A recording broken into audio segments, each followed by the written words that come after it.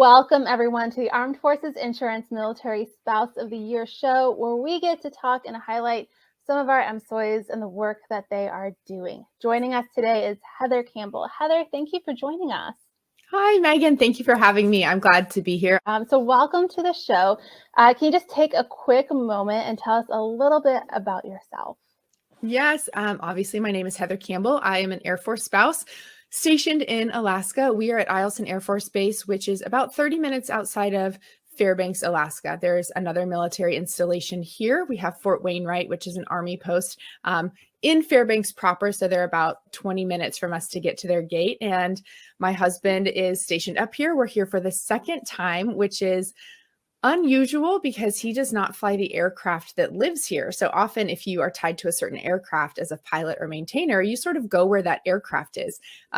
He's not a pilot and he's not a maintainer. So to come back to a really remote location that has a specific aircraft was kind of a surprise. But I have 3 children who were very small our first time that we were here. And now they're older and they go to the bathroom alone and they put on their own snow gear, and we're having a totally different experience with winter activities than how it was with 3 babies. So all the difficulty that comes with it, we're really glad to be back here. We love this community. We love this base. But I would love it more maybe if there was like a Target and sunshine. We've got that in Kansas, so come visit. We'll get your sunshine and Target fix in there. But I totally understand that, because there's those things that kind of help make just life in general in our locations a little bit better. Can you tell us what your MSOY title is?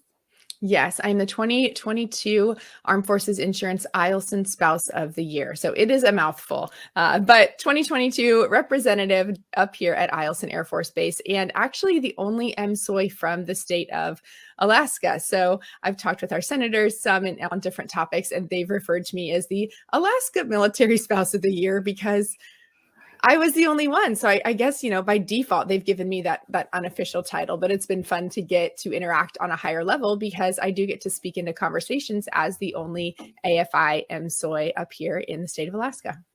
That is so awesome, and congratulations, and how exciting it is to be able to have that title and be able to represent your state and the service members and families of that state, and have that pool with your congressional representatives while you're stationed there.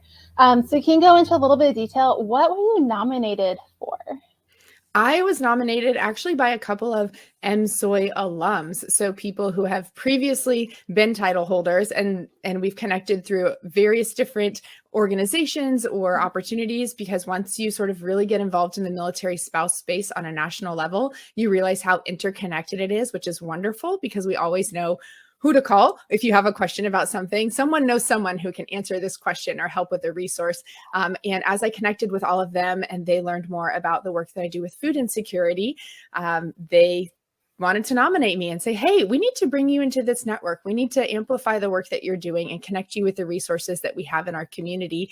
And so that's what they nominated me for last year. I received a couple of nominations and they were pretty uniform across the board of, we should connect with Heather and we should help what she's doing. So that was a huge honor, 1, to get recognition for something I think is so important in the work that I'm doing, but 2, to be brought into a community of really amazing, impactful change makers and be seen as a peer was a very big honor. No, absolutely. And I will tell you, if you've been around our community for a hot minute, you probably have seen Heather, heard her name, or see some of the work that she has been doing. So you mentioned food insecurity as what it is that you work on. So talk to us a little bit more about that. Why is this important? Why are you working on it? What do we need to know? So food insecurity is kind of a new buzzword in media and especially in military conversations, but it's not a new problem. Food insecurity is an economic status of basically not being able to adequately get the food that you need for every member of your household to live a healthy and active life.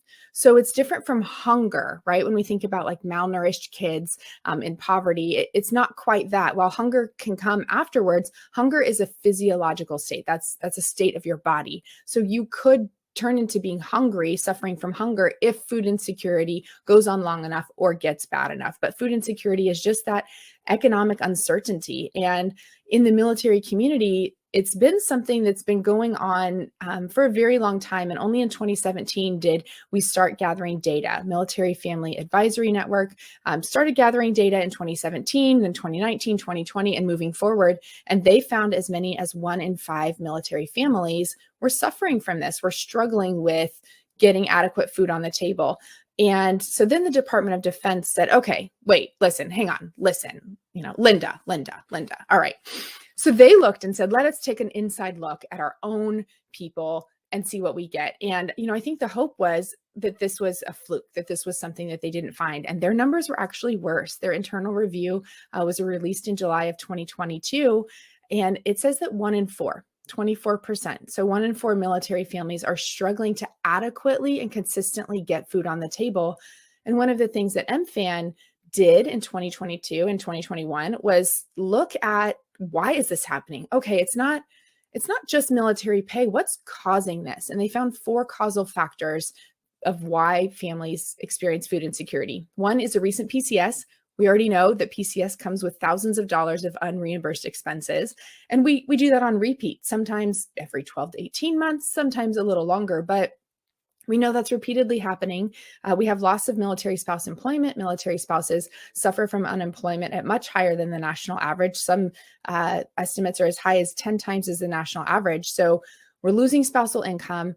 We're moving with unreimbursed expenses. Another causal factor was unexpected financial burden. Like we had last PCS, we were in the middle of crossing the continent from Alabama to the Arctic Circle, and we had to buy 4 tires in Texas. That was not part of our plan, right? That was an unseen financial burden. And then the last reason that MFAN found was growing your family. So whether you've added a spouse, added children through birth or adoption or foster care, but hey, we've added another mouth to feed. And those have all been really common themes of, hey, if one of these things happened in the last 12 months, then it's likely that you are struggling or at risk for food insecurity. So that's sort of what the conversation is and some of the reasons that it happens. And it's a really difficult and an unpopular topic to discuss in some circles.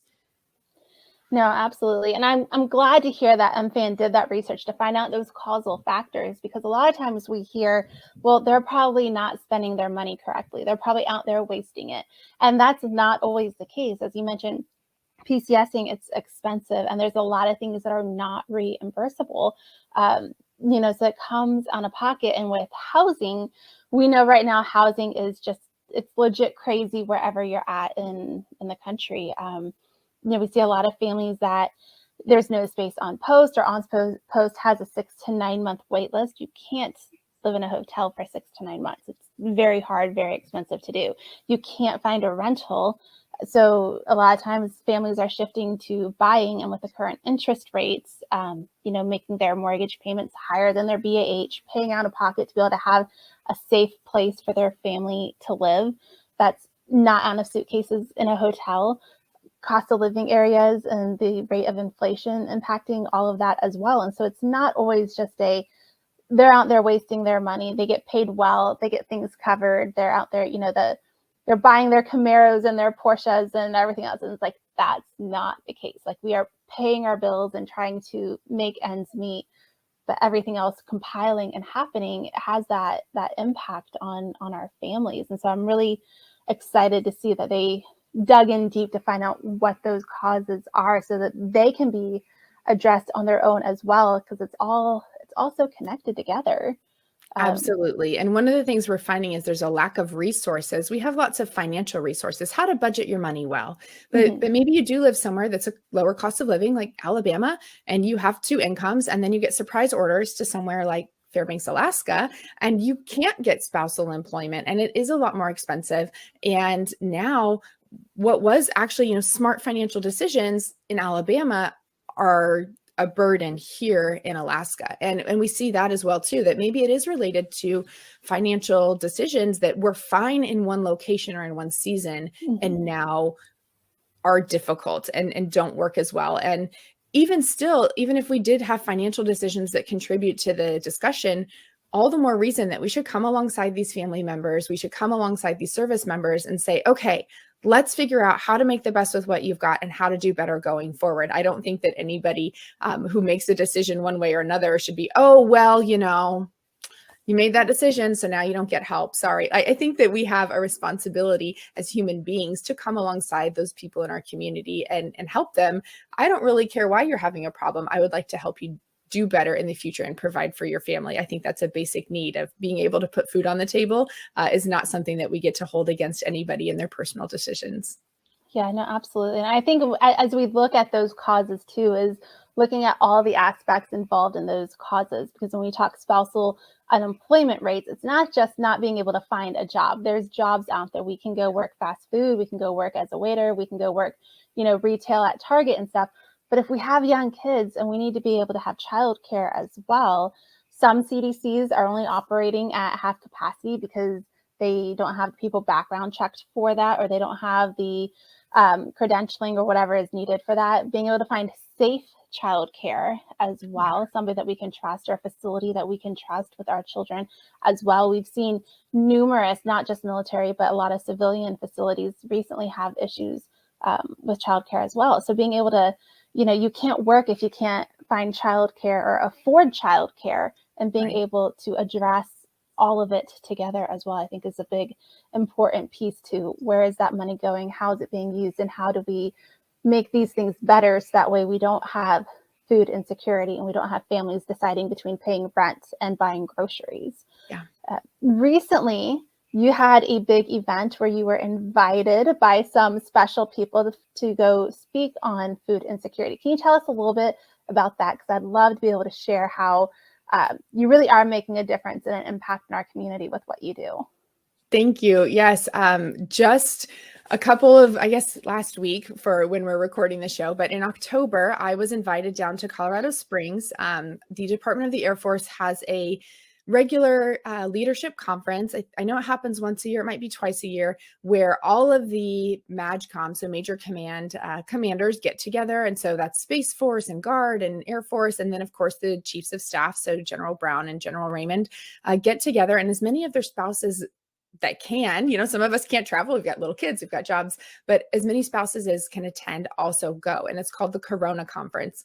Fun fact, when I initially started hearing that I might be invited to speak at it, first of all, I got an email from Mrs. Raymond and I forgot how to read. And I was like, why is she emailing me? She knows my name. And I made my husband read it to me. I was like, read me this email. Please. And I stood there okay, read it to me. And then it said, I mentioned you for Corona Conference. And I was like, Dan, is that like a pandemic thing? What is Corona Conference? Because I didn't know, because one, I'm just a spouse, right? But also, even with my service member, we are not in any sort of position that we would be invited to attend this conference. So he, of course, knew what it was. I did learn it was nicknamed after a Cuban cigar that was served at one of the first conferences. So if you're wondering, so it's a nickname, but I was invited down by General Brown and Mrs. Brown to come talk about best practice for food insecurity. As one of the leading experts in the country on military family food insecurity, my background is in pediatric nutrition. I'm a registered dietitian. I've studied maternal and pediatric nutrition and family health my whole career, but also as a young officer family even. We had children right away and we moved to an expensive location. I wasn't able to work. We had student loans, just sort of that perfect storm of no one thing caused life to be difficult, but all of these different things came together and we actually walked through a season of food insecurity. So I have this expertise to be able to speak on it, but we actually walked through a short season of it until we really got our footing and figured out how to make life work on one income with 3 kids somewhere in Alaska that's expensive with debt. So I was able to go down and share, hey, here's my experience. Here's what I've learned. Here's what I know. Here's where the gaps are in our support system, both within the Department of the Air Force and within the Department of Defense.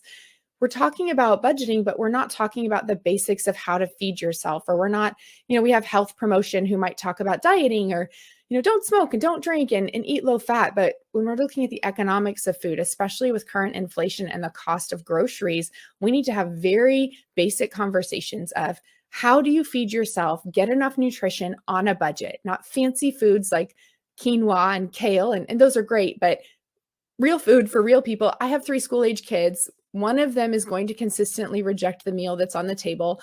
I'm often on solo parent ops as a military spouse. We're on one income. So how do all of those things factor in so that I can still confidently feed my family and spend my brain space focusing on the relationships with the people at the table? When we look at resilience, when we look at our ability to withstand stress, which we have a lot in the military community, how do we build families that are resilient and connected and feel supported? And I think that we're missing the mark in being able to make sure our families can one, get to the table, that they can afford food to get to the table, right? And then the resources to help empower them of how to feed their families well, how to deal with picky eating, how to deal with budget on the groceries. And that's often not a popular topic, but they let me come talk about it anyway. So it was great.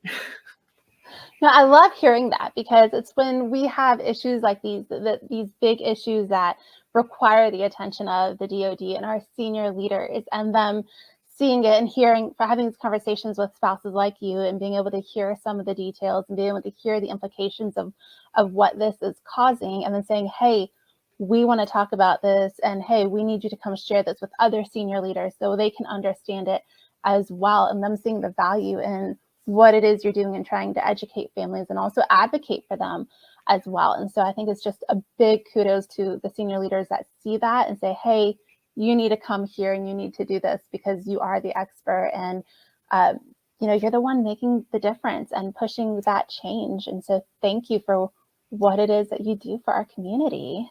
Thank you. I love it. Obviously, I think it's important, or I wouldn't be doing it. But you're right. Getting that opportunity, one, to even have spouses and families or quality of life for military families be a part of the conversation is still relatively new in the military life in general. I'm a military brat, so I can vouch that was not a big topic of concern growing up, of how your spouse or your children were dealing with military lifestyle. So having us factored into the conversation is really impactful. But then also, just like you said, talking to the spouses who do know about certain things. There was another spouse, our Air Force Military Spouse of the Year, Hiba Abdalal, was there talking about legislation and the National Defense Authorization Act, and how can we contact our legislators? How can we be involved in these conversations? And that's something that I know very little about, but she's an expert. And so being able to pull these experts from within our own community and say, hey, you're not just Mrs. So-and-so or Mrs. Service Member or Mr. Service Member. You're actually a person who knows things and is